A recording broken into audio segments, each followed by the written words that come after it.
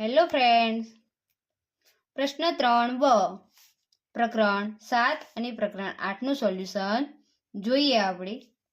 તે જેમાં પ્રકરણ 7 8 પ્રશ્નો આપેલા, 8 દાખલા આપેલા છે. આ 8 દાખલાની અંદર જે રકમ છે એની અંદર કઈ નિશાની આવશે, કયો સંકેત છે એ મૂકવાનો છે. તો આપણે ગણતરી કરીને મૂકીએ. ગ્રેટર દેન, લેસ દેન કે બરાબર સંકેત એટલે કે ઇક્વલ ટુ સંકેત મૂકવાનો છે. કઈ સંખ્યામાં કયો સંકેત આવશે એ. તો ચાલો 1 7/12 આ બોક્સની અંદર મૂકવાની છે નિશાની, અને 5/6. પહેલા તો એના છેદ સરખા કરી અને આપણે જોઈએ કઈ સંખ્યા મોટી છે કે નાની છે. અહીંયા 12 છે છેદમાં અને અહીંયા 12 કરવાના છે. તો 6ના ઘડિયામાં 12 આવે છે તો આપણે આ સંખ્યાને શું કરીશું, 2 વડે ગુણી દઈશું. જો નીચે 2 વડે ગુણીએ તો ઉપર પણ 2 વડે ગુણવા પડે. તો અહીંયા 10 થાય છે અને અહીંયા 12 આવે છે. હવે છેદ નથી જોવાનું, ઉપરની સંખ્યા જોવા. અહીંયા 7 છે અને અહીંયા 10 છે.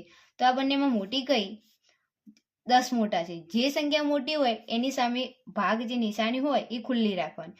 આ મોટી છે તો આપણે આ ખુલ્લો રાખીશું, એની સાઈડ એની બાજુ આ ખુલ્લો રાખેલો, નિશાની આવશે લેસ દેન. નંબર 2 આના છેદમાં 15 છે, નાના છેદમાં શું છે 10 છે. તો અહીંયા આપણે બંનેના ઘડિયાની અંદર શું કરીએ,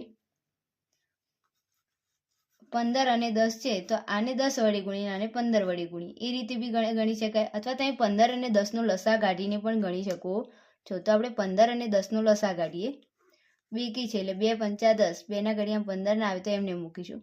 3 5 15, 5 ના આવે તો એમને 5 એકા 5, 5 તરી 15 દૂ 30. બંનેના ઘડિયામાં 30 સંખ્યા આવતી હોય એ રીતે ગુણવાના છે. તો 15ને 2 વડે ગુણવા પડે ત્યારે 30 થાય, અને 10ને કેટલા વડે ગુણવા પડે? 3 વડે ત્યારે. તો અહીંયા 3 તરી 9 થશે છેદમાં 30, 8 દૂ 16 થશે છેદમાં 30. છેદ જોવાનો નથી, બંનેમાં મોટી કઈ છે 16 કે 9? તો 16 મોટા છે તો એની સામે ખુલ્લો રાખીશું ભાગ, તો ગ્રેટર દેન આવશે. 3 નંબર બંનેના છેદ સરખા છે તો અહીંયા આગળ ગણતરી આવતી જ નથી. 2 મોટા કે 3 મોટા? તો 3 મોટા. જો બંનેના છેદ સરખા હોય ને તો અંશ જ જોવાનો. તો અહીંયા 3 મોટા છે તો આવશે લેસ દેન.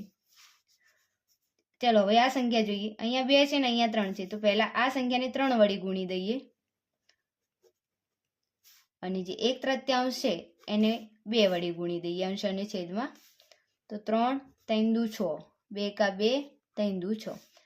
છેદ સરખા થઈ ગયા. હવે 3 અને 2માં મોટી સંખ્યા કઈ? 3 મોટી છે તો આ બાજુની મોટી એટલે અહીંયા આવશે ગ્રેટર દેન. જે મોટી હોય એની સામે ભાગ ખુલ્લો રાખવાનો એટલે આ નિશાની આવશે.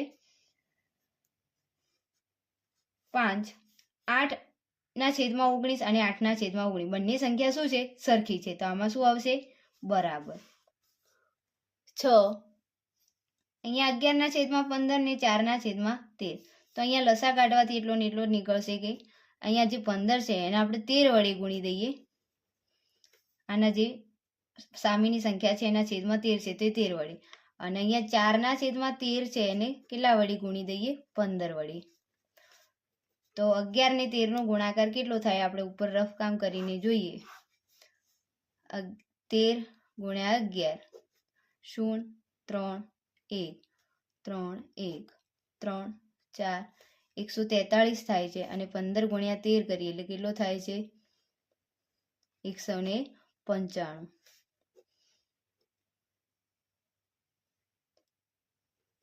આ બાજુ છેદમાં તો 195 જ આવશે, પણ 15 ચોક 60. આ બંનેમાં મોટી ગઈ 143. છેદ સરખા થઈ ગયા, પણ 143 મોટા કે 60 મોટા? તો 143 મોટા. આ બાજુની સંખ્યા મોટી આવે છે એટલે 11 વાળી, તો અહીંયા આવશે ગ્રેટર દેન. 7 4/9 અને આ બાજુ છે 5/7. તો આપણે 4/9 જે 9 છે એને 7 વડે ગુણી દઈએ. અહીંયા જે છેદમાં એની સામેની સંખ્યા જે છેદ છે 7 એ ઉપર નીચે 7 વડે ગુણી. અને અહીંયા 5/7 હતા એના સામેની સંખ્યા છેદમાં 9 છે તો ઉપર નીચે 9 વડે ગુણી દઈએ. 7 ચોક 28, 9 સીતા 63, 9 5 45 અને 9 સીતા 63. છેદ સરખા થઈ ગયા. 28 અને 45માં મોટા કયા? 45 મોટા. તો આ મોટી છે તો એની અંદર આવશે લેસ દેન. ચલો 9/14 અને અહીંયા 5/12 છે. 14 અને 12નો આપણે લસા શોધી દઈએ. તો પહેલા લસા શોધવા માટે 14 અને 12, 2 સિત્તા 14, 2 છંગ 12, 2 તરી 6, 7 ના 7, 3 એકા 3 અને 7 એકા 7, 7 તરી 21, 21 દુ 42, 42 ગુણ્યા 2 કરીએ એટલે કેટલો થાય 84, 42 ગુણ્યા 2 તો 84. તો બંનેને જો 9 ના છેદમાં 14, 14 ને કેટલા વડી ગુણીએ તો 84 થાય તો 6 વડી. તો 9 છંગ 54 અને છેદમાં 84. જ્યારે આ સાઈડ બીજી કઈ સંખ્યા હતી 5 ના છેદમાં 12. તો 12 ને કેટલા વડે ગુણીએ તો 84 થાય 12 સીધું 84. તો અહીંયા ઉપર પણ 7 વડે ગુણો, 7 પચું 35 અને 12 સીધું 84. છેદ સરખા થઈ ગયા. હવે 54 અને 35માં મોટી સંખ્યા કઈ 54 મોટી. તો જે મોટી હોય એની સામે ભાગ ખુલ્લો એટલે કે 9 વાળી. તો અહીંયા આ નિશાની આવશે. પ્રકરણ 7 નું સોલ્યુશન પૂરું થયું હોય. પ્રકરણ 8 જેમાં દશાંશ ચિહ્નનો ઉપયોગ કરી અને જે સંખ્યા આપી છે પૈસામાં એને શામાં ફેરવવાની છે રૂપિયામાં. 135 પૈસા છે. પહેલા તો 100 પૈસા બરાબર 1 રૂપિયો થાય. શું થાય 1 રૂપિયો. અથવા તમે બીજી રીતે લખી શકો કે 1 રૂપિયો બરાબર 100 પૈસા. આ રીતે. તો રૂપિયામાં ફેરવવા હોય જ્યારે આને રૂપિયામાં ફેરવો તો 100 પૈસા બરાબર 1 રૂપિયો બી થાય અથવા 1/100 રૂપિયા પણ થાય. અને આ રીતે પણ લખી શકાય. બરોબર. તો આને રૂપિયામાં ફેરવવાનું પણ આપણે આવી રીતે છેદ અને અંશ નથી લાવવાનું, ડાયરેક્ટ દશાંશમાં કહ્યું છે. તો 135 ના પૈસા છે તો એને રૂપિયામાં ફેરવવું હોય તો શું થશે 135 ના છેદમાં આવશે 100. 100 છે એટલે એકમ દશક અને 100 એ આપણે પોઈન્ટ મૂકીશું તો એટલે 3 ના આગળ તો 1.35 રૂપિયા થાય. 6 રૂપિયા અને 15 પૈસાને દશાંશ અપૂર્ણાંકમાં એટલે કે રૂપિયામાં ફેરવાનું છે.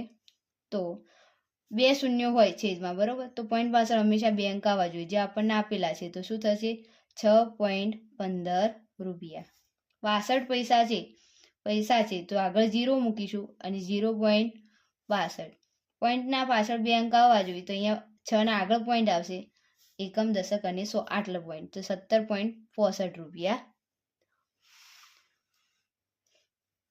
11 રૂપિયા અને 72 પૈસાને પોઈન્ટમાં ફેરવવાનું. 72 પૈસા છે તો એનો પોઈન્ટ 11.72 રૂપિયા. 8 રૂપિયા અને 9 પૈસા પોઈન્ટ પાછળ હંમેશા 2 અંક આવવા જોઈએ. અહીંયા એક જ અંક આવ્યો તો આપણે 9 ના આગળ 0 લગાવી અને પછી પોઈન્ટ મૂકીશું ને અહીંયા આવશે 8. તો 8 રૂપિયા અને 9 પૈસાને દશાંશમાં ફેરવે તો 8.09 રૂપિયા થાય. 2385 પૈસા છે તો આને રૂપિયામાં ફેરવવા એકમ દશક અને 100 8 ના આગળ પોઈન્ટ આવશે એટલે 23.85 રૂપિયા.